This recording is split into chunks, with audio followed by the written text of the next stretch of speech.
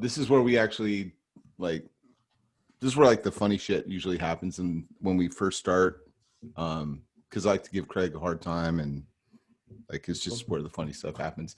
Fun fact: Craig and I did actually match shirts today, because we both have our El Cid shirts on. I saw that. So I'm gonna change. Have you seen these shirts before that Poor Boy Steve did? Never. Okay, so it's the. I don't know if you can see that right there. Also, is my homeboy. Yeah. Never saw that.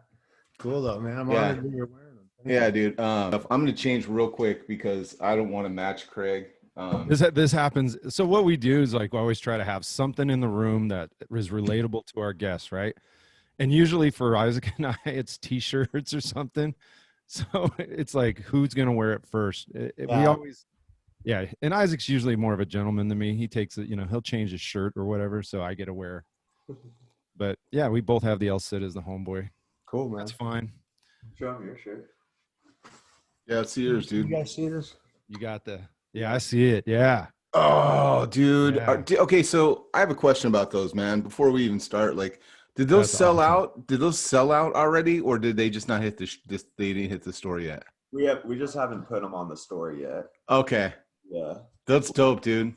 Like, I gotta tell you, man, you killed it with those stickers and the shirts. Like, and one of the coolest parts was like, hey guys, what shirts do you want? Like what stickers? And it was almost like a voting process, you know what I mean? And I'm like, all right, that's cool. Like I like this one a lot. I like that one a lot, and like you put it up to the fans. And I thought that was pretty dope because you're like, what's gonna hit? And then like I'll check my social media like midway through the day or something like that. And it was like, hey, my site's up. So I'm like, I'm in a conference call, dude, like low key trying to like, yeah, I'm totally paying attention. Yeah. You know what I mean? And I'm like going over. And of course, the first place I go to is the store.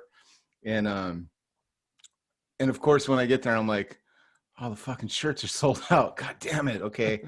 And all I could think of is, so I'm sitting there, I'm like, I want one of these shirts, and all the shirts are sold out. And then I'm like judging all five, like when you were talking about like, yeah, I hit my like friends limit on Facebook. And I'm like, all those salty old fuckers bought all the shirts. God damn it. Right. And then, so I was like, all right, man, I'll pick up a sticker. Nope. Stickers are sold out too. I was like, all right, man. Well, good. And I'm trying to look at the bright side. I'm like, well, good, man. RL just like, that's cool, man. He had a good month. You know what I mean? He's going to have some spending money to like reinvest in some more merch. Right on. I'm trying to be all cool about it, but then the other, like, it's the angel and the devil. You know what I mean? I'm like, oh, totally. Good for RL. Fuck. Yeah. Like, oh, dude, it's funny. You do that too? You got an angel and devil on the shoulder? All the time, dude. Man. All the time. It's like mature me and then like me. Yeah, This guy's the devil's always like, you can make it, man. You got it. Yes, you got it, bro. Fucking send it. People will talk about it. It's great. Go for it. Yeah, right. Yeah, go for it.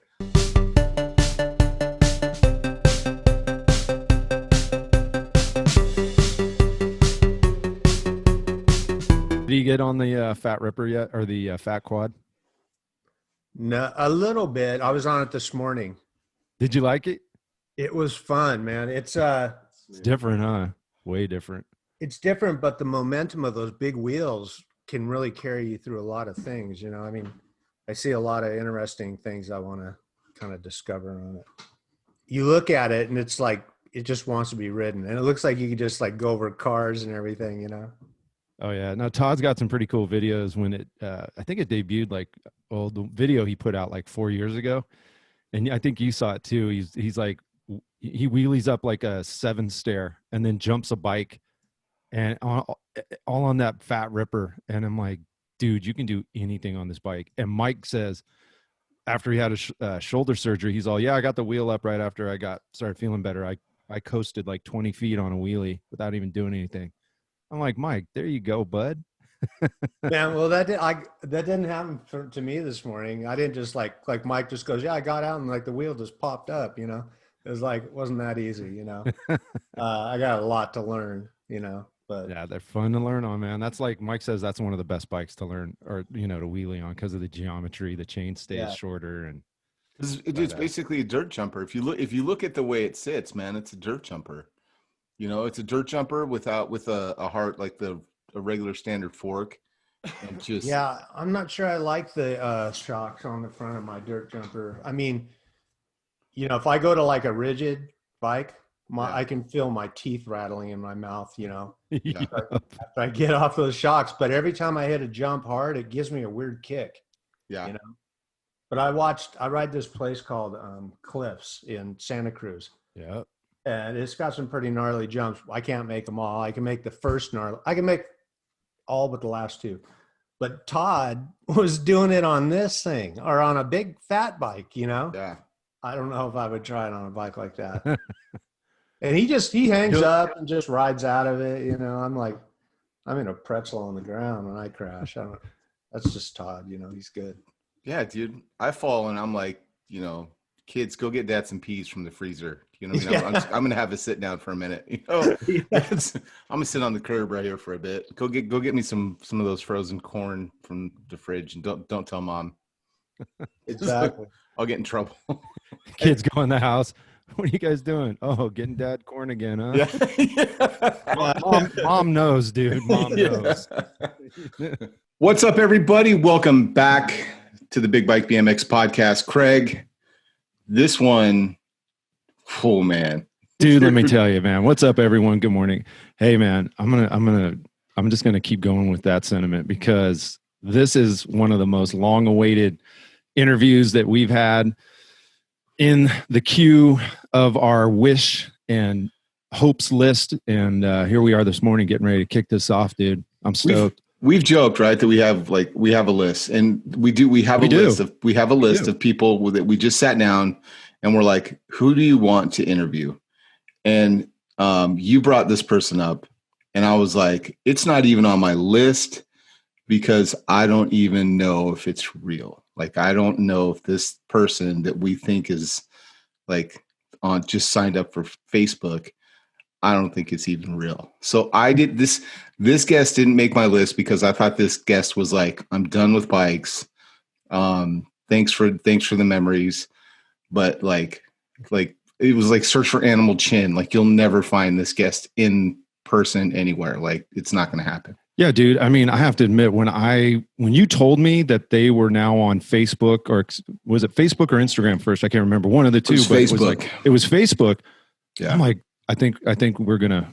But it was no profile picture. Shot. Yeah, because like the first thing you do, it's like finding like an old girlfriend. You're like, oh man, I think I found. And then you look at the profile picture, right? And you're like, I don't know if that's him or not. Yeah. And then, you know what I mean? So like, it's one of those things. And then here it is. It's like the profile picture was just a gray silhouette, and not even of them. It's just that generic Facebook. So I'm like, and it's an election year. So I'm like, this is like a weird Russian hacker that's just trying to get all the freestylers together. Get us all riled up. Yeah, this is a troll. Like, it's not going to be. But man, lo and behold, then all of a sudden the profile picture changed and like a video posted, and I was like, yeah, oh, that's them, dude. And then like all the super nerds from BMX like all jumped on and were like, what's up? I remember you're my favorite. Like, you walk on water. And I'm like, guys, chill. Like, be cool. Be cool. So anyway, it's really kind of crazy to think that this is actually happening. And this guest is here.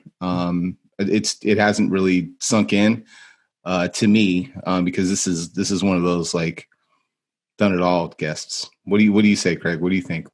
Are you nervous? Well, no, but here's the thing. It is real. This is happening right now. I'm going to do it, man. Let's get this guest. Enough of us yapping. Ladies and gentlemen, listeners of the Big Bike BMX show, it is our great honor and a pleasure to introduce our guests on today's show, the iconic BMX freestyle legend himself, Mr. R.L. Osborn. What's up, RL? How's it going, bro? Hey, not much, but I'm nervous now. Oh boy. That introduction, man. I'm like, who's this guy he's talking about? No, that was nice, man. Thank you. No, man. Love having you here, man. Thanks for being here. We want to say, obviously from what Isaac said and my sentiments, it match it exactly, man. We're such fans and definitely stoked to have you on the show today. So again, thank you for being here, and thanks to your son Dylan for setting everything up. Cool. We're gonna have a good time, man. Huge shout out to Dylan and Pat, my guy Pat. Yeah, Pat. He's a little under the weather right now, but I think he's doing better. Good. So Good. You know how weird it is to hear you guys refer to me that way? You know how strange that is? To me, I'm just talking with friends, and we have a lot in common, But that big buildup and everything, I swear to God, I've never gotten used to that. It's like I appreciate it. I really do. But it just feels like you're talking about somebody else. Yeah, man. It's one of those things like, from Isaac and I talk about this on the show quite a bit about our, nostalgia back in the day is a phrase we use a lot because, this all started for Isaac and I over 30 years ago. I started riding bikes in 1978 or 79. I say riding bikes. I was a kid, but I really got into it around the time that you were, getting into freestyle and stuff. And we talk about like our nostalgia about going and reading BMX Action Magazine and Plus and opening up the pages at the grocery store and just, kind of studying them like they're textbooks on how to do what we want to do. So from our beginnings, you were there as someone we could look at, and, a lot of our listeners and a lot of people that follow us, this is what they're into. This is what they breathe, what they eat every day. So, man, you're welcome, because this is how, this is the way we see you. I know you don't see yourself so much that way, but it exists. But yeah, man, we're totally stoked to have you here today. So yeah. Thank you. I don't want this to be like a normal interview where everyone's just like, hey, RL, what's your favorite trick? So I guess my first question is going to be like, RL, what's your second favorite trick of all time? No, I'm playing, dude. I'm playing. No, it's like RL's trying to think of a second favorite I'm like, trick. big black spot up in my head. No, I mean, kind of this ties into almost like what you had just said. Like, hey, that doesn't feel like me. And like, if you look at Craig and I were wearing the same shirt this morning again. But there's this like, it's like you've progressed over the years from when we were kids. I feel like I've grown up. Like to you, to fans, you're an icon. To you, you're RL, but to fans, you're an icon because we all grew up with you, feeling like we know you through all these different phases. You know what I mean? We had the RL as a kid with like the bell bottom jeans and like the big hair with you and Mike and Duke and even before that was like Scott and just and then it was like you've grown up through the ages. I mean, I used to go to Flame Liquor in Lodi, California with my mom when we would have to get like little grocery store stuff.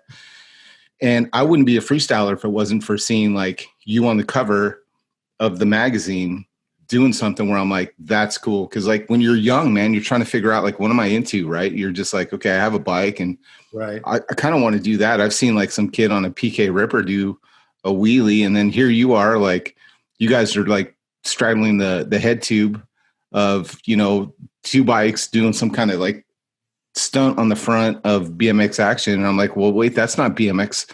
That's different. That's not like racing. I'm into that. I want to see what that's about. So what's it like, dude? Like to think, I mean, when you look at it, it's almost like it's, you're the different phases. What was it like growing up that way and having people look at you and you're like over here, like, man, I get dressed one leg at a time and, I'm just like you guys. Exactly. How did you ask me that question again? Like, what's it like growing up that way? I mean, because it's, I guess here's a better way to phrase it. I kind of see you as like a child star, like you were just like thrust into the spotlight, in a sport that like rapidly grew, overnight. I mean, what was that like? Was it chaotic? Was it how did you emotionally deal with that? Or did you? You know what I mean? You know, when people asked us for our autograph, we were like, okay, whatever. You know, I mean, Mike and I never like, yeah, you know, come see me in an hour or something, you know, or no, it was never like that.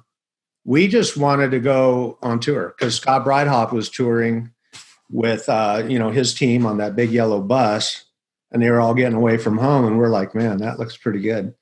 And so we just wanted to go to the shows. And you guys do understand that if you guys could have picked any sport, you could have picked rollerblades, ice hockey, whatever, baseball, but you guys picked this sport. So this is, I tell this to people and they look at me like I got two heads. You guys are just as much of the sport as I am. I mean, if you guys didn't buy those magazines and bikes, I wouldn't have been able to ride all the time, you know? So I just look at it as when we're doing shows, we're going to see friends, you know, and if an autograph makes you guys happy, fine. I'll sit there for however long, you know. You know, it was cool, RL. You know, we're as kids, like you said, we could have picked any sport, could have been whatever, but we did choose bikes. And our inspiration, the way we kind of shaped how we rode and what we did on the street was looking at these magazines, right? And so we had you to look up to. We had Mike to look up to. We had Bob. We had whoever was that featured that month in the trick section or whatever on the cover. Didn't matter.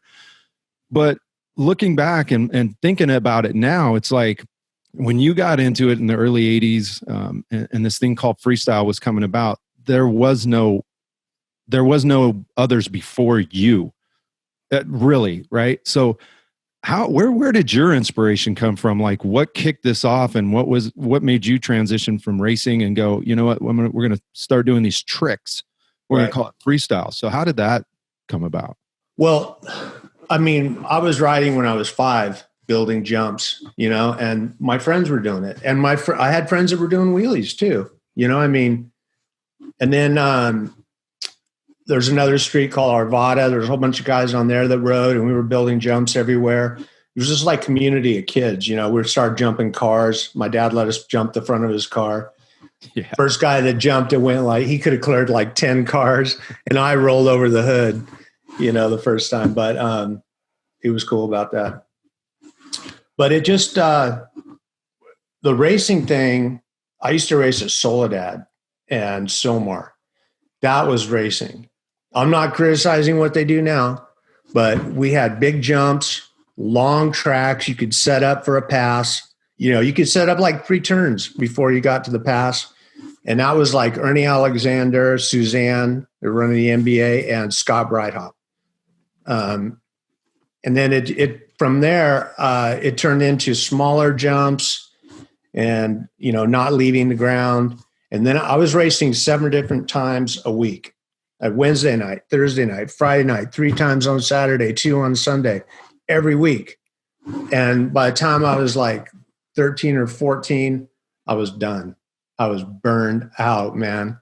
It was too much, you know? And at the same time, Bob Haro came to work for the magazine as an artist. And Bob was doing a rock walk, you know? Actually, before that, I saw my dad ride backwards. My dad rode backwards on his handlebars. You know how people used to do that? And I thought that was the dumbest thing I ever saw. It looks so stupid, man. The bike goes this way, you're facing that way. But when Bob Haro did a rock walk, that was like, wow, you know? And we were trying like 360s off curbs, 180s and stuff, but Bob put it together. And it was him. He was the first one I saw, but when I went to San Diego, it was John Swanigan and Bob Haro. Those 2 guys were, you know, had a couple of things, and then Bob and I started riding together, and it just grew from there. But John Swanigan never gets enough credit because I rode with that guy in the very early days in the skate park, and he was just ripping. I mean, way back when I'd never even knew you could go into a skate park, you know? So that's kind of where, you know, the first things came from. And then when Bob and I rode together and a bunch of other my friends, I was like, this is cool, man. For one, go ahead. I was just going to say, how long was it from when you saw Bob doing that rock walk and stuff, or, you know, when you're like, I'm going to do this too, how long was it from that time until where you were, you know, getting on the road or going to shows or doing demos or, I mean, you picked it up really damn fast. Yeah. Well, we rode together, everything. We rode dirt. It was a bunch of guys, all the people on our Vada, you know? And so we were just riding. We also surfed together, you know, we'd carry our surfboards down to the beach. So it was just kind of another part of riding. But getting into that and doing shows, I have no idea. I have my brain doesn't function on time anymore. It's just like, but I don't know, maybe a year or something. Was he living with you at the time? Yeah. So he was living at the house at the time? Yeah. Yeah. And we fought like brothers. Yeah. We've always didn't get along very well, but yeah. I think that's something that's so universal though. Cause like, and this is one of those things where I'm like, if I look back at my BMX years, something you said just really kind of hit me is like, I relate to that because back then it wasn't like, if I look at my history of like freestyle and BMX, it's like after a while it's separated into where I was just doing flatland and then ramp. But like before that, in its purest form, it was I rode bikes. I just rode bikes, and that meant jumps. That meant, you know, like like you would go with your buddy, and his dad was like in a good mood, and you're like, we all throw our bikes in the back of a like a pickup truck, and we'd end up at like the Lodi BMX club, which is like, I mean, it was a glorified dirt. It was just a field. It had like a wooden, like riders ready, you know, watch the lights. And it was like, you didn't even pay money to go and practice on the track and you had to weed it yourself. And so you just go and you BMX, you just do like BMX jumps. And then the next day you're doing curb endos in front of somebody else's house. And it was just like your bike. It wasn't like, we didn't call it anything. It was just like, I ride bikes. Do you want to, in fact, you'd see someone and you're like, hey, you want to go ride bikes? And that's all it was. It wasn't like, hey, you want to meet up and go practice flatland? And because for me, I think I have a bittersweet memory of freestyle, because for me, it got to be where it was almost like I was pushing myself so hard that I ended up hating the sport that I loved. But we'll get to that in a little bit. But it seems like it was the purest form when it was like what you just talked about, where you're like, we rode every day. Yeah. Just a pack of friends. Just a bunch of dirty kids, you know, and we would find 50-gallon, those big drums and put a spare tire on it. Me and this guy, Mike Ireland, Donnie Jones, Randy Emmerich, a bunch of guys. We would hit these jumps and we'd set them up where there was a landing over here. It was just like a race jump, but we'd use that as a landing. We just kept pushing that thing back and just hour after hour in that one jump, you know? Yeah. And, you know, I got to tell you too, man, back in the day, I mean, there was the Grinke family. They were a huge influence, but John Palmerman, David Clinton, Byron Friday, Bobby and Encinas, Billy Wuda, and Marvin Church, all those guys, man, those guys were at the point where they were starting to look at jumps and go, I wonder if we could do a 360. You know what I mean? They were starting to mess around with some stuff. And that was years before Bob and I did anything. So it was little things were starting to happen. You know, and, they were doing one-hander, one-footers. I saw, it just goes on and on, but it's really hard to put it on one person and give them all the credit because, I watched it graduate a little bit at a time. Bob Haro was definitely a huge influence. The magazine was a huge influence. Mike Buff was a huge influence. Ronnie Wilton, all those guys. But, I always give it back to the kids. They were always trying stuff that was new. We would just, like you said, just riding with your buddies. Yeah. That's what it comes down to, right? Yep. You look at your best memories. It was you and your friends riding, just having a good time. It wasn't about, hey, I'm going to be a pro, make money, I'm going to tour. It was about you and your friends. 100%. In fact, if you were to ask me, Craig's heard this story. about 7 times now. But if I look back at my early childhood, like my very first, I had my first BMX bike, my first, like everyone has this moment, right? So if you're a listener, you'll probably relate to this. My first real BMX bike. I was raised by a single mom. And so I remember like she saved up and I got a SC Henderson hauler. And the bike was so huge for my little ass body. And across the street from my buddy Adam Perry's house, there was an overgrown tree root that had pushed up the sidewalk. And the city came by and just made a perfect ramp. They just They just slapped some concrete, and we were out there. And then obviously, like Craig said, you know, we had you guys to look up to. So the sequences in the magazine of like, I'll never forget the first time I saw a foot jam endo. Like, here's an endo, and then thank God somebody like somebody else decided like, we'll also show you how you can do it without a front brake, because my bike didn't have a front brake that worked. You know, like it came with one legally, but like front brakes back then were kind of like, you know, just at best it was like a front brake, right? And my little arms I didn't have enough, like I couldn't grip, you know, the front brake enough to do an endo. So as if we would just practice foot jam endos, and you know, we'd go too fast, we'd fly over the handlebars, and so like we were practicing that, and then some kid comes by. Who was like, we're like, he's a tourist, because like you knew the locals, right? You knew who was like local, who should be in your neighborhood. And this dude comes by and he had a quad angle, and he had long hair, like long wispy hair, and he had a comb. So I swear a lot, you guys. He had like a goodie comb in his back pocket and a pack of cigarette. He had a cigarette just dangling from his like lip, right? And he just comes by and he sees our jump, and like, even there, I said, it's our jump. Like it was our jump. Yeah. And he had the nerve to hit our jump, and he just goes like a flatty, woo. And he like in the middle of it, he goes, woo. And then he rides off. Yeah. We're like, Bike Jesus came by just now and did a flatty in our neighborhood. And my friend Adam and I, this kid, he was clearly like Spicoli on a quad angle. From Fast Times, and like then he rides a wheelie, and we're just like, where did this guy come from? We're looking around like, what the hell? But that was BMX, dude. It was like, you know, it was, that's what it was back in the day. It was like, here we are, just, it wasn't defined as like flatland and racing and jumping. It was like you said, you could end up one day like, let's try and bunny. Like for us, it was to relate back to you.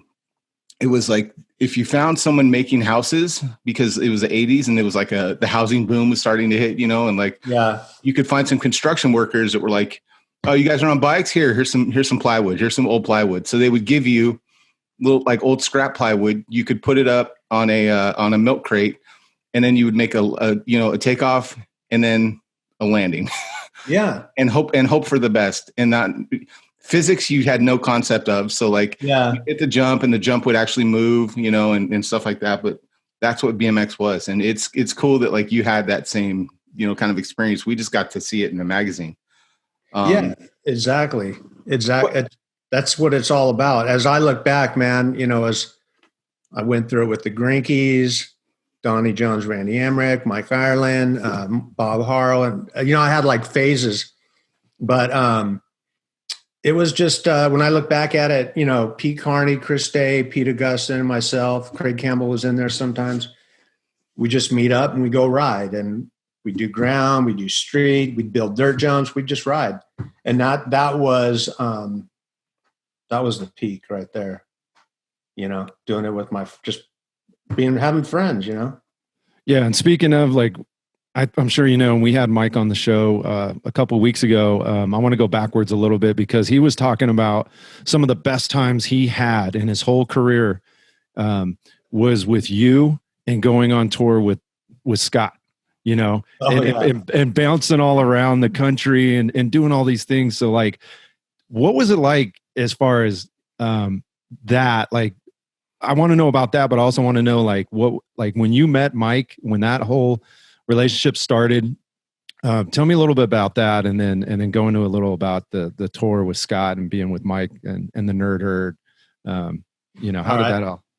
Okay, I got to tell you this one thing. I was thinking about this because I watched that interview. It was a really good interview, and I can tell you, we're telling you guys like 1% of what really happened. That's what we thought. Yeah. Oh, it's just like the top layer. And I was thinking, you know, that's why Duke and Mike Buff and I will be friends forever, because we were lucky enough to experience things that were didn't even know they were there. You know, didn't even know it existed. You don't hear about it, and it's not stuff you can talk about. And that's why we'll be friends, because whenever Mike and I talk, we just start pouring out, man, you remember this? Yeah, you know, same thing with Duke. So yeah, it's a special relationship with him. But what did you want me to answer? I forgot the question. Well, I was just like, so what, you know, going on tour or meeting Mike, one of the two, like, you know, share some experiences you had. What, you know, because Mike was stoked. He was like, he couldn't believe his mom let him at 14 or however old he was, 15, somewhere around there, like literally pick things up, grab his bike and go on tour on a bus with Scott and you. And you know, He was just like, damn, what am I doing? And he's literally like, in like 4 months time, you know, I made a comment like, dude, you aged like 10 years maturity wise in like 4 months. And he's like, yeah, I grew up fast. Yeah, fast. And Betty was cool. His mom was cool. A lot of influence from his brother, Steve Potts, who he told you made that Potts modification. Steve was racing motorcycles, speedway. This is something Mike didn't tell you guys. We'd be in a skate park, like, you know, this one in Marina Del Rey, and there was like 4 feet of vert, pool coping, and a short transition at the bottom. And we were circling that thing, thinking about rolling in a long time ago. I'm not answering your question. I know that. Sorry. I keep going off. You're doing good, bro. And then Steve would go, just do it, you pussy. And Mike was like, all of a sudden, it's like he's hypnotized. And I'm like, oh, God, because I knew he was going to do it and then I'd have to do it, you know? And that's how a lot of stuff got done, was Steve would say something, and he's older than us, and we did it. You know, I had to do it because Mike did it. And you know, I remember watching him in racing at Torrance, and he had skills. You know, I mean, you see guys that are fast, but you see guys that are fast with skills is a whole nother thing. And Mike definitely had crazy skills. He looked like he could do anything, you know, and he was cool to get along with. And I don't remember all the conversations about, I think we rode together a few times, you know, and I like Bob Haro, but man, we're just different people, you know what I mean? And we didn't get along. We had our moments. There was times, you know, surfing and whatever, that we got along, but Mike Buff and I just were like a lifelong friend, you know. It was way cooler. And it was really good. He brought a lot to the table because Mike's got big balls. He does. You just hear, hey, I built a 4-foot vert section. I'm going to acid drop. I'm like, oh, God damn. Because, you know, it always comes down on me. He practices it late at night, and then I got to go. I never did that one on this ramp, but he pushes you, you know. He pushes you, and it was an awesome relationship. Yeah, he said your guys' schedule was just unreal. It was like all over the country, and it didn't make sense. It was like you'd be in Texas, and then you'd go out somewhere on the East Coast, right back to Texas.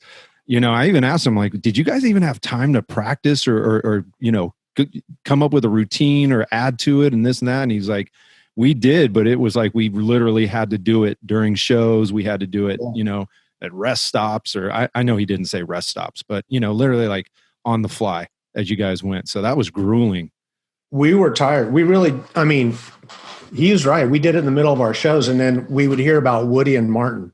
We always heard about Woody and Martin, and we'd see pictures, and they're getting really good, right? And we're just like sleepwalking zombies trying to get through our shows. And we would fly, you know, we'd be on tour, and somebody would say, hey, we got something's going on in Switzerland, you know, do a show. You don't get time to take a shower, pack your bike, 24-hour flight through all these airports.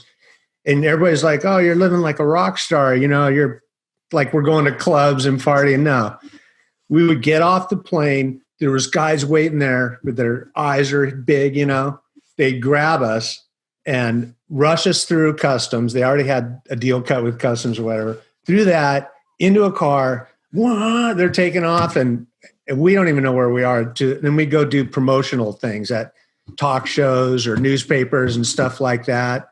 And then all of a sudden we're like, oh, it's time to do a show. Okay, let's do it. Back on the plane, fly back, start driving. We never had time to like go, you look around and go, oh man, this is great. It was just constant movement. Yeah. You know? What's Switzerland like? I don't know. Yeah, like I could tell you what it was like from the backseat of a car, and then I was inside of a building. I could have been in Torrance. Yeah. I mean, with Mike, we were in and out of there so fast. I mean, we would fly in, do our show, fly out that night, which was really bad because of jet lag or something, But Ronnie Wilton and I got like 3 weeks in Switzerland, and we got to see it. And I love Switzerland, man. It's really beautiful. I'll be honest, man. I could watch you like. So I love Bob Haro. I think I respect his influence. I respect his bikes.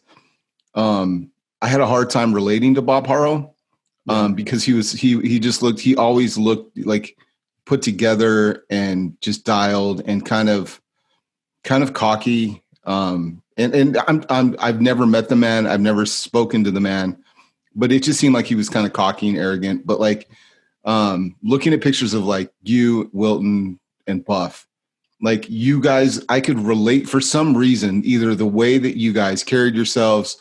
You couldn't fake like the fun it looked like you were having. Yeah. And the bond that was there. Even to the point where like the announcers, like when you see like, a picture of like you and say Mike and Duke, it just looks like I could relate to like, okay, that's what like my friends look like when we ride bikes. You know what I mean? Right. So it was something that just didn't look fake. My question too, just before we move on to like, other stuff, but growing up in Torrance, it seemed, was the magazine always around? Because for me, the magazine was always around. From the time when I started getting bikes in like 80.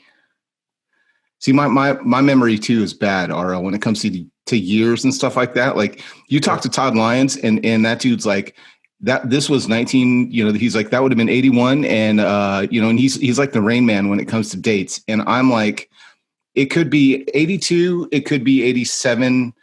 You know what I mean? Or even like if you talk to these,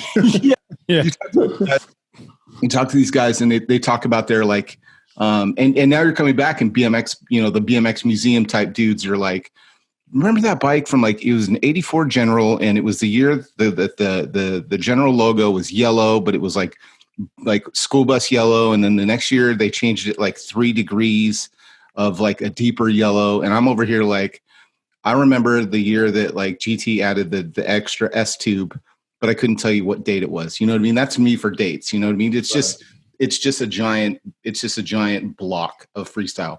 Yeah.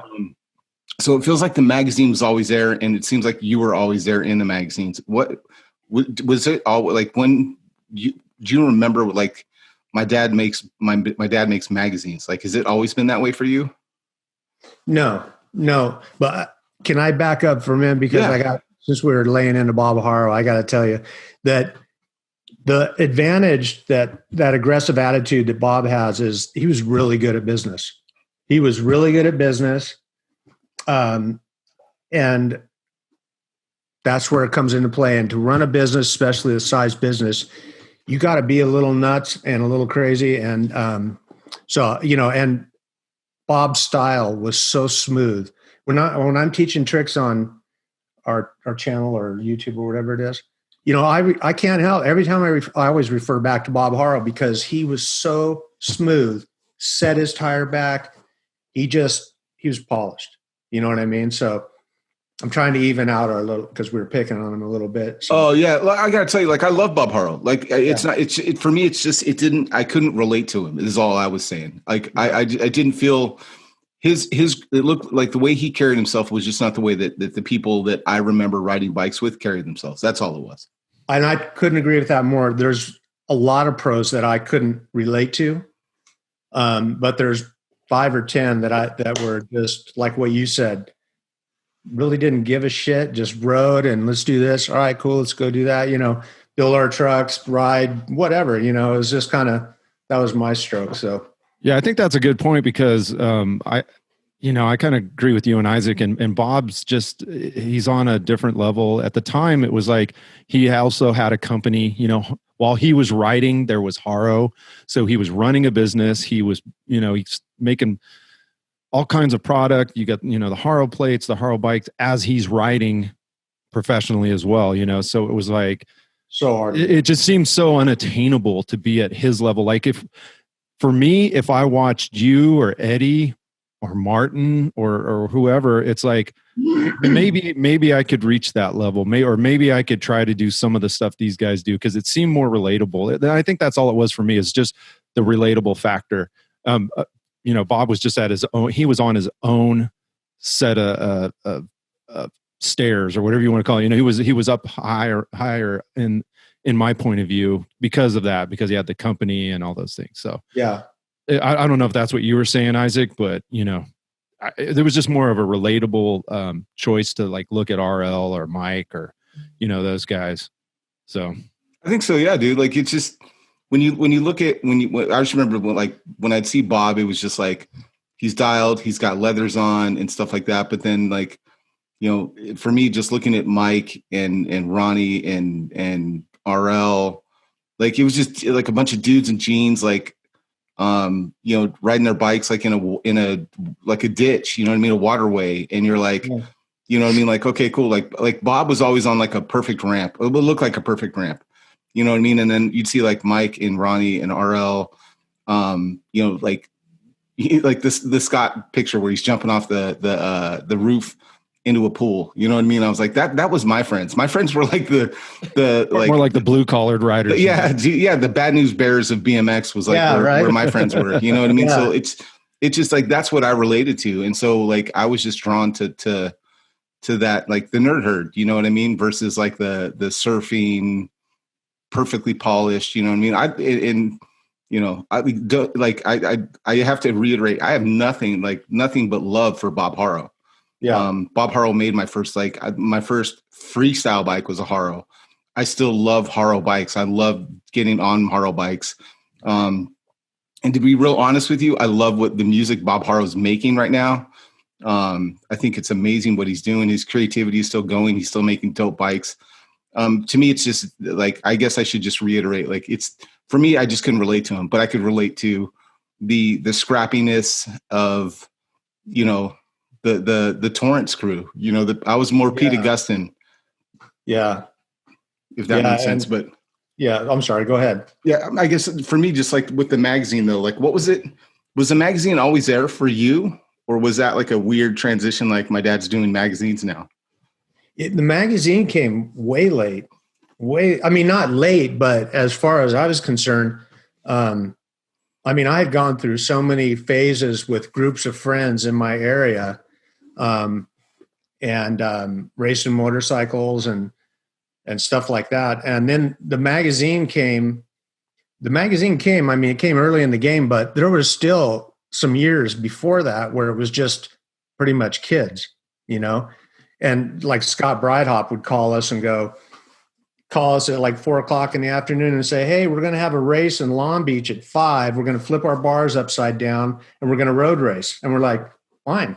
I mean, Scott was maybe like 16 at the time, and he's putting on these huge freaking races, man, like Yamaha Gold Cups in the Coliseum. And he's like a kid, but he talks like a man, and he's fearless.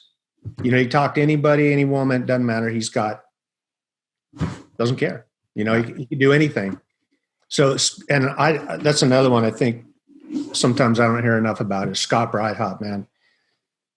He was into it, heart and soul, and he's a huge part of why this whole sport exists. Huge, massive. Do you know what's funny, RL? Is that everyone we interview from like the old days has brought up Scott Breithaupt. Like, really, that's good. It's wow. Such a trip, dude. Like I got to tell you, like Eddie Fiola brought him up. Obviously Mike brought him up. Everybody, all the old school guys bring up Scott Breithaupt, and so his roots run deep in if like he's a legend because all the legends, you guys, if you're a fan of the show or you're just watching this, every legend that you know, their roots are tied to Scott Bryhawk. That's the way to look at it. Yes. Yes. And he was organized, putting on organized races, you know, and we just showed up and raced, but Scott would put it on, race, and usually win, you know, and he started doing tours. He started, he just, man, and he was just a kid, you know? Dude, he was a kid. He worked out a deal at a racetrack when he was younger to basically lock down the use of this track and sign some deal with the property owner for like $1 a year for 5 years. I mean, he was not only into bikes and racing and organizing, but he was a businessman as a teenager, like RL said, could talk to anyone. And when it came down to brass tacks, he meant business. Like he set up like an adult, like he'd been doing it, you know, for years and years, but he was, you know, coming out as a kid, making all these arrangements and stuff. And, you know, that's something to be said. And I think, you know, Isaac, that's probably one of the reasons, because of that business sense and because of, you know, being able to look forward and see the sport be what, you know, he wanted it to be or become, that the homage is paid to him by all of the guys who followed him. You know, it's like, you can't talk about freestyle or racing or anything that has to do with, you know, bicycles or BMX without throwing his name out there first and foremost. You know, it's pretty remarkable. It's extremely remarkable. And it's, man, he's one of the biggest influences. And in fact, if we tested a bike, if we were going to test a bike and and they're like, oh yeah, Scott's coming along. I'm like, man, Mike and I were like, man, we better get pumped, game on. Cause Scott, he just was fearless. Yeah. You know, and if we were doing something together, man, you had to keep up, you know? So he pushed us and, he was a blast, man. He was great to tour with. And Ernie Alexander, the NBA, Ernie Alexander and Suzanne, so laid back, and the NBA was massive. I mean, first really big organized thing, I think, you know, Brown Thomas Scott. In fact, I used to race motorcycles at a place called Indian Dunes. And Suzanne handed me my first trophy for racing mini cycles. And a year later, I was racing in the NBA under Ernie and Suzanne because they got out of motorcycles and got into bikes. Isn't that a trip? That's crazy, dude. Definitely a trip. I gotta ask. Like 30 years later, I was talking to Suzanne a couple of months ago, and she's like, yeah, Ernie owned Indian Dunes. I'm like, what? We used to ride there and see Steve McQueen and John DeSoto, all these big motocross guys, but movie stars, whatever. But yeah, anyway, so the magazine came at a good time, and it was, that took huge balls for my dad to scrape the money together and do that while he was a fireman. So he's working crazy hours, you know, and there was no existing magazine. There was a newspaper called BMX News. And he was a perfectionist. And I think that's why that magazine was so successful. He had to do everything exactly right. He wanted the best shot. You know, we had to do it. Every jump was done 30 times, you know, and that magazine was like a Bible, you know, it was just perfect. That's what Mike was saying. Isaac, remember, and he was talking about like, if your dad, you know, had you guys riding and you were doing whatever trick, you were on a ramp, you were getting there. It was like, nope, not that one. One more time. Let's do it again. Let's do it. And Mike was like, it was no joke. And, you know, we were like, oh, how, you know, was it this or Mike's all, it was serious, man. Like you had to get it right because Oz wanted it the way he wanted it. And if he didn't see it, you had to do it again. And Mike gave a lot of respect to your dad as well for that. Like, yeah, it was serious business when it came down to like getting the shots for the mag. Yes. You know, when I did that jump over my truck, that was painful, man. When I landed, I would go through it. And I remember my dad be sitting there with the camera going, whenever you're ready, you know, I just kept doing it. And I spent about 2 weeks. I was black and blue. So, you know, but look at the picture, you know, right. picture. I don't remember if it was him or my sister that took that picture of David Clinton do a tabletop, but it's like burned in our minds, right? It's like how we remember things or see the sport, you know? So, whatever was involved, it was worth it. And Wendy, oh my God, man. Wendy is so good at photography. I mean, you should see the stuff she's doing now, but her pictures were just unreal. So between the two of them, you know, and then his perfectionism and the whole other crew that put that magazine together it was awesome. What was it like? I mean, I remember thinking, I even told Mike this, like as a kid growing up in Northern California, I mean, it was like, I mean, just the room you're sitting in now looks exactly like my bedroom growing up with your sister's pictures and your dad's pictures. And it's, you know, you in the pictures just stapled to my wall. Like, I think every kid has that. Like if you're lucky enough to find an old Freestyling or a BMXA, like if you find one without pictures missing, it's like a holy grail. You know what I mean? Like you found a Dead Sea Scroll. Yeah. Because we all did the same thing, man. We took those pictures, we cut them up, we put them on our wall, and every month, you know, you'd read the magazine, you know, six or seven times the first week, and then you'd start taking the pictures out. You know what I mean? Or if you like you were rich that week, you'd buy two, and then you could cut the other one up. You know what I mean? Yeah.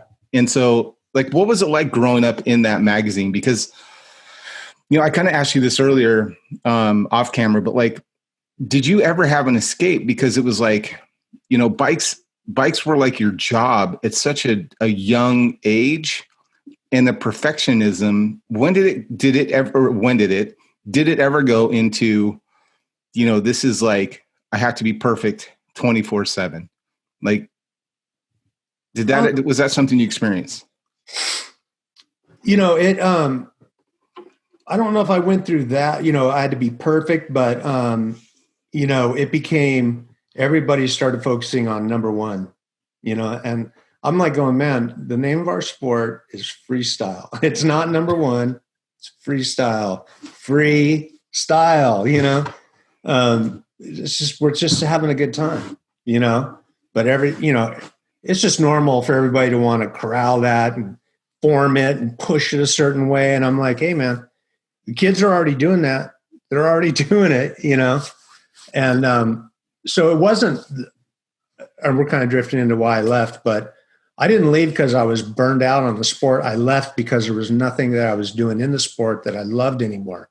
And I felt like, you know, the sport is like, to me, it's like a part of me.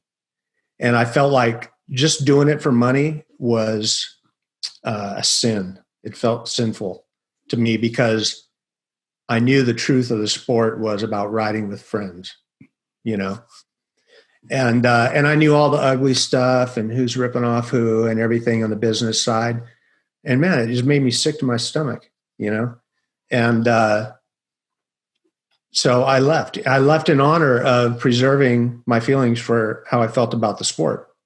That's why I left. It had nothing to do with about bailing out on anybody, or people called me and said, this one guy called me and said, did you ever think about your followers, how many followers you left? And I said, no, I never thought of myself as a leader or that anybody would follow. I thought we were all just kind of riding together, you know? But I said, if I had thought about that, I may not have walked out. But that's one of the best things I learned about myself was that I was teaching myself that it's not always about money, you know? In fact, the older I get, the more I realize it's about relationships and people, you know, and doing something that you love, not taking something that you love and carving it into, you know, a big giant business or something like that. 'Cause it's really hard to hold that love when you start doing a lot of business, you know? So I don't know, that's kind of a sketchy answer, but. Well, it's really not. I mean, I kind of appreciate that answer because it's honest and it's probably what a lot don't say but feel, who have been in the sport, like maybe in the same position as you. You know, there's some guys still going. You've come back. You know, you've got all the people that were hanging out with you riding and are followers that you call them, they're still there with you. And I think they can respect that. You know, they haven't gone away. The minute you said, "Hey guys, check me out, I'm here," we were all waiting for you. You know, it's almost like it was on pause. It wasn't it wasn't quitting the sport. It was you had some core values that you wanted to you know, keep close to you and make sure you held as something that you saw and whether it be with freestyle or with bully or hammer, you know, it was like, that's enough. You know, I don't want to do this for these reasons because it feels sinful, like you said. Yeah. So, you know, I can totally respect that because the followers are there. You know, we're just older now and we're just a little bit more sore and, you know, we've got these opinions but what we didn't leave behind is the fact that we were all fans and we were all riders, or we like, you know, participating in BMX, and we're still here. And so are you. And so that's commendable, man. I have to say thank you for sharing that, because I don't think I wouldn't think that a lot of guys out there who were in a very similar position as you could come out and say that, you know? So yeah, that's pretty. I know, it's weird. Honesty is such a unique thing, isn't it? And isn't that completely backwards? I mean, come on, you know. But you know, when I was watching you guys interview Mike Buff, and Isaac was going, "Man, I'm just totally geeking out, man." He couldn't even talk. I'm like, he's like me. And I was listening to you talk and telling your stories. I'm going, those guys these people are just like me. I don't like to say I have followers. I like to say it's a community, because we have all contributed. Everybody right now here and everybody that's in that community has all contributed one way or another. And so, yeah, I just look at it as we're all friends, and it's a community that we all dig. And when I heard you guys talking, I was like, man, I could tell you guys were straight up and you guys were really into it, you know, and that was a good feeling. Yeah. One of the things that we have the most fun talking about is, you know, like you mentioned, it's the relationships, it's the bonds. It's all centered around this two-wheeled tool that we like to play around on and ride on.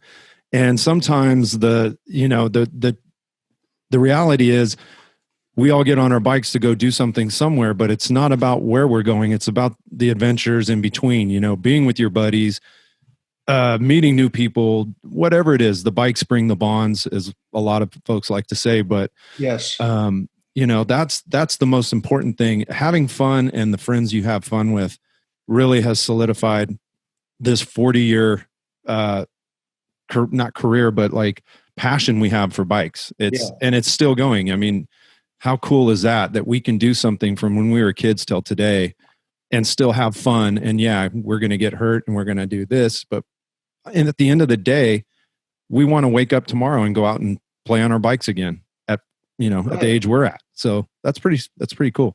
And what's the alternative? The alternative looks pretty damn dead to me.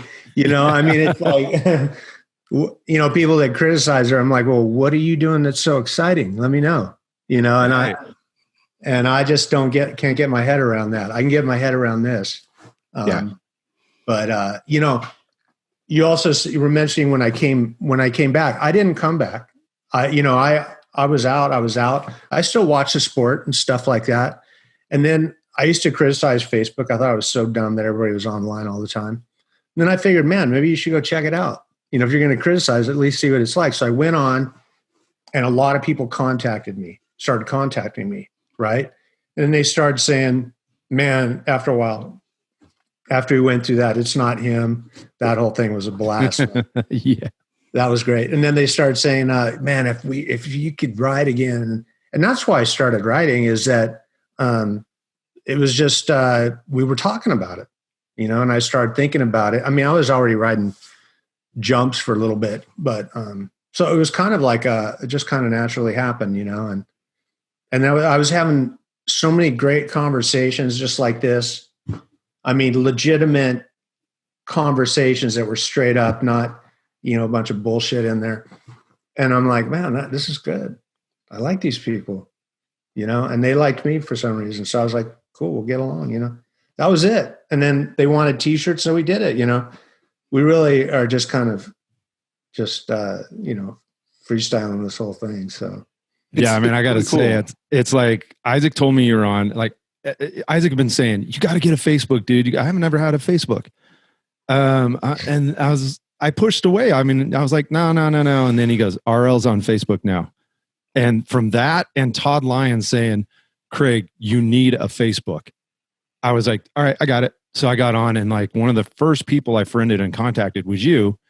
And I was like, dude, this is cool. You're here. Cause like I'm here now. And like, this is my first experience, but that's just from being, excited to be able, and me and Isaac talk about this, where when we were kids, you'd write a letter to BMX Action. Hey, I like your magazine. And you'd wait for a response. And I'm not saying that we never got responses, but it was rare. So when you got that response as a kid, you were like, what? Yo, this is awesome. Now it's like with Facebook, Instagram, or social media, I can send you a message or, something that says, hey man, I'm so glad to see you back, or on social media. And then you're like, hey man, thank you. I appreciate that. Stay tuned. And it's like, dude, I got my letter back. I got the letter back from the, being a kid, but it's in, Facebook Insta message or whatever you call it. So that's pretty cool too. It's called Messenger, Craig. It's called Messenger. Yeah, Messenger. What's that? I'm just correcting Craig on his social media. It's called Messenger, Craig. Jesus. Messenger. Yeah. Oh, on Facebook? Yeah. Oh, right. I don't know. The funny thing is you guys are always like, oh man, thanks for responding. I'm like, man, I'm just stoked you guys want to talk. It's so I feel the same way. It's just a different, I don't know. It's just, here's the way, like I remember, like growing up, and I'm just going back just a little bit. Freestyle, because we're talking about like the end of freestyle, and watching that progression. So it was like, RL, from my perspective, it was like watching you go through like sponsorships and like being on all the time, and everyone wants a piece of RL. And then it was almost like instantly like, okay, there was like, it was like Redline, you were on Redline. And that was a giant bike, bro. Like your bike was so big. I remember my friend Ron Griffith had an RL, like an RL 22, and doing a cherry picker on that bike, bro, as like a 13-year-old kid, scariest thing in my life. Like I was over here like on a Skyway street beat, and that was like, okay, I'm about 5 feet off the ground. And then he's like, dude, try my bike. Like we all did this. We all tried each other's bikes, right? Yeah. And like trying to cherry picker on like the RL bike, I remember thinking like, I need an oxygen mask up here because it's so high, right?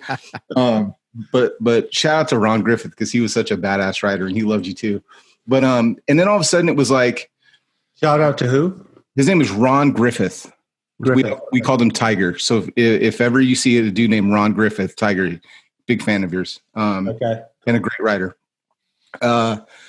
So like it was like instantly there was like General was like, came out of nowhere in my, like this is just me being honest with you, dude. Like General was like, all of a sudden RL's on General, RL has braids, like the braids happen like overnight. And I'm just like, RL is reinventing himself. And it was like you were rebelling against the system of freestyle. Yeah. Is that kind of accurate, would you say? No, I wasn't. This black girl was a good friend of mine, and she braided hair. I mean, you know what I mean? That's what she did for a living in LA. And Chris Rothrock and I used to go down into LA on Crenshaw and get, hair braided in and stuff. But I did the braids because I was learning that it was really fun to get a reaction out of people. And you could do some really crazy stuff. And the girls still hung in there, man. They would hang in there. But when I braided my hair, I went to a theater and I was in like the back row, and the whole theater stood up and stared at me because a white guy with braids, was there. And that was very entertaining for me, and I was just exploring things, but Pete Augustin brought in we just wore uniforms because we came out of BMX. But Pete Augustin was like, that's stupid, and he would just wear shorts and a t-shirt. And I'm like, man, that looks really comfortable. And when we lost all our sponsors, we were like, yeah, that's how we're going to do it. Let's be comfortable. No one's paying us anymore. So for me, it just looked like that was, if I look at like a hump, right, it just seemed like, looking back as a fan, BMX was fun. BMX was a business. There was the Corvette moment, you know what I mean? And I remember I even did a book report at school about what I wanted to be when I grew up. And everyone's like, you know, I'm going to be a pharmacist. I'm going to be this. I'm like, I'm going to be a freestyler because you can make $75,000 a year. Because I remember there was a caption that like you made $75,000 a year at one point in the 80s, which was that was a lot of money, you guys. Yeah. And so I remember telling everyone, I mean, I was just there like flipping off the teacher, basically like, I'm going to be a flatlander. And I had that picture of you with the Corvette and your bike, I think was in the back maybe or something. Like, I'm just like, this is what I'm going to do. And then, you know, it was like the Corvette. And then all of a sudden it was like, that's the hump. That's like the heyday when everyone was getting like sponsorships were just like raining down on people. And then all of a sudden, for me personally, like I was trying to get sponsored. I got sponsored. And then it was just like, all of a sudden biking wasn't fun for me anymore. It was like it was the competitions killed it for me. And it was so funny when I talked to Buff, and Buff was talking about like the scene that we have now with these big bikes called, like, we call it bike life. You know, there's no organization. There's no, like, Todd Lyons might give away a free bike if you can ride the wheelie the farthest, right? And it's so pure right now. This is like we're gifted that we're in the most pure moment of this sport that's emerging, and it's like I'm doing it all over again. Like I'm doing flatland tricks on my 27.5 PK Ripper. You know, like I have a POTS. Talk about Mike. I put a POTS mod on my PK Ripper, and so I just run the brake cable right down through like the hydraulic brake cable through the middle.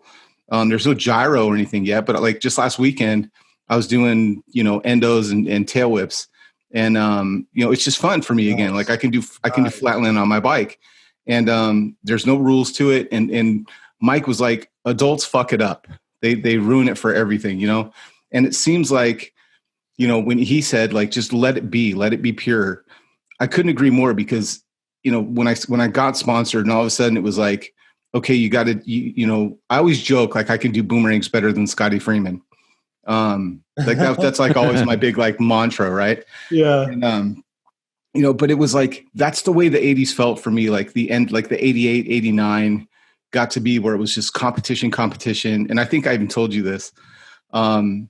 You know, I remember you invented a trick called a time machine. I think it was called a time machine, and it was a boomerang with your foot. You had the general, you would do a boomerang with your foot on those Dino pretzel bars. Right. And I remember I saw the sequence and I'm like, okay, well, that's the new trick I have to learn, because it was like, I had to learn it. It went from being freestyle, like you'd said, to like keeping up with the Joneses is a wrong thing, but like I was always the younger kid. And so it was like, if I could do the trick that RL could do at my age, at my size, that would get me the next sponsor. It was like I was climbing this imaginary ladder. Right. And I remember I fell and I dislocated my knee in the middle of the Mervin's parking lot in Lodi. And like, I remember just like, I went into shock instantly, pushed my knee back into place, and I had to ride my bike home. You know, ride my bike home and like find where my mom was. And I'm like, I got to go to the hospital. And she's like, can you, it was not painful? Dude, it was bad, dude. It was really, like my knee was swelled up, and I'm just like, Mom, you have to take me to the emergency room. And obviously like we were broke, and she's like, can you just walk it off? Like, can we just give you some peas or something? And I'm like, no, Mom, this is not like a frozen pea moment. But it after that, like, my sponsors, I got dropped by MCS, and, you know, it was like, couldn't ride. Like, it was just like, I was broken and just not good anymore. Yeah. And then after that moment, I came back to riding for the right reasons. Like I couldn't give up freestyle. Yeah. But it was back to just being fun again. And it wasn't about competitions. I remember I went to one more competition, and I got first place, and I beat my friend, who was a better rider than me. Yeah. And I remember, I still to this day, I'm a grown ass man. I'm 47 years old. And it still bothers me that I beat my friend in a contest because I didn't touch the ground. Yeah. And he was doing like rolling decades. Yeah. And I was doing like tail whips, double tail whips, and boomerangs. Yeah. I beat him because I didn't touch the ground. And I thought that was so fucked up. Yeah. I know. Right. Yeah. right? Because you could be doing the most advanced trick in the world. I don't know. I agree. I hear what you're saying. I know there's a lot of trips that come with it, you know? It just seems like when like, and I call it like the braids phase of R.L. Osborn, but it's like suddenly it looked like you were having fun again is what my point was, what I was getting at. Did it seem like towards the end you started having fun with it a little bit more after like all the pressure of like, maybe, I don't know if there was pressure, but like the corporateness of freestyle went away, and it seemed like you and Chris Day and like Augustin and like Grasso, like you guys were doing it for fun, and like the street riding happened, and like, is that accurate or is that? Yeah, it is. You know, when you first asked me that, I was like, I don't think that's really, but really that is kind of what happened. It was, I remember, you know, okay, I've had long hair since I was like 6, you know, and my friends were dirtbags, man. We wiped our shirts like this, same shirt every day, same jeans. We were dirty, long hair. We had long hair because we didn't want to get it cut. You know, there's no other reason, but that's who I was. And in Soledad, they were all like that. We were all just like that way, you know. But this kid asked me later on, you know, then I cut my hair when freestyle to look good for the corporate things, and the magazine wanted to bring in Coke and these big companies, and so we cleaned up. And then I grew my hair back out, like what you're talking about, and started doing all these things. And this kid asked me, I was at a contest. He goes, "Hey man, can we do an interview?" And I'm like, "Yeah." And he goes, "So, you know, what's with the tattoos and the long hair and the torn jeans and everything?" Because he was like, he knew me as clean cut, right? I'm like, "No, man, the clean cut was an act. I'm just a dirty guy. That's it. I wear long hair, wear my pants when they're comfortable, you know." And it just kind of blew my mind, you know. But it also, I was like growing up, and I'm saying, you know, I was getting to that point where I'm going to go, I'm doing this the way I want to do it. I'm going to be real to myself, be who I am, you know. And that was being honest with myself of who I am. That's like one of the best things I've gone through in my life, you know.